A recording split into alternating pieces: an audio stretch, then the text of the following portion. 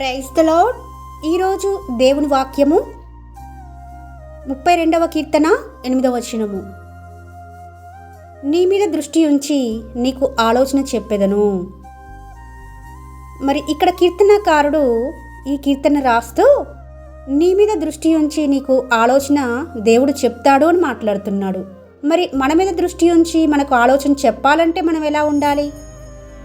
ఇక్కడ ఇదే అధ్యాయంలో 5వ వచనంలో చూస్తే, నా దోషమును కప్పుకొనక నీ ఎదుట నా పాపము ఒప్పుకొంటిని, యెహోవా సన్నిధిని నా అతిక్రమములు ఒప్పుకొందుననుకొంటిని, నీవు నా పాప దోషమును పరిహరించి ఉన్నావు అని మాట్లాడుతున్నాడు కీర్తనకారుడు. అంటే ఎప్పుడైతే మన దోషమును కప్పుకొనక ఆయన ఎదుట మన పాపమును ఒప్పుకుంటామో, మన అతిక్రమములు అన్నిటిని ఒప్పుకుంటామో, అప్పుడు మన మీద దృష్టి ఉంచి దేవుడే మనకు ఆలోచన చెప్తాడు.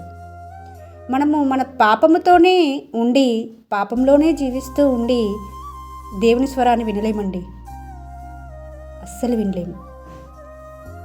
మరి దేవుని దృష్టి మన యందు ఉండాలి అంటే మనం ఎలా ఉండాలి అనేది దేవుని వాక్యము ఏమని సెలవిస్తుందంటే, ఎవడు దీనుడై నా మాట విని వణుకుచుండునో వాని యందు నేను దృష్టి ఉంచి ఉన్నానని ఉంటుంది వాక్యము. అంటే ఎవరైతే దేవునికి నమ్మకంగా ఉండి దేవుని యందు భయభక్తులు కలిగి ఉండి ఆయన మాట వినగానే ఆయన మాటకు విధేయత చూపిస్తారో, లోబడతారో, ఆ విధంగా జీవించడానికి తీర్మానం తీసుకొని ఆ విధంగా కట్టుబడి జీవిస్తారో వారి యందు మాత్రమే దేవుని దృష్టి నిలుపుతాడు. పాపుల మనవి దేవుడు ఆలకించడని వాక్యం చెప్తుంది కదండి.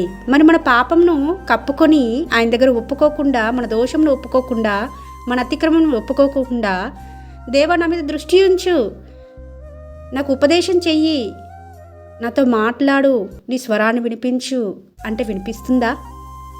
మనలో పాపం ఉంటే దేవుని స్వరం వినలేము.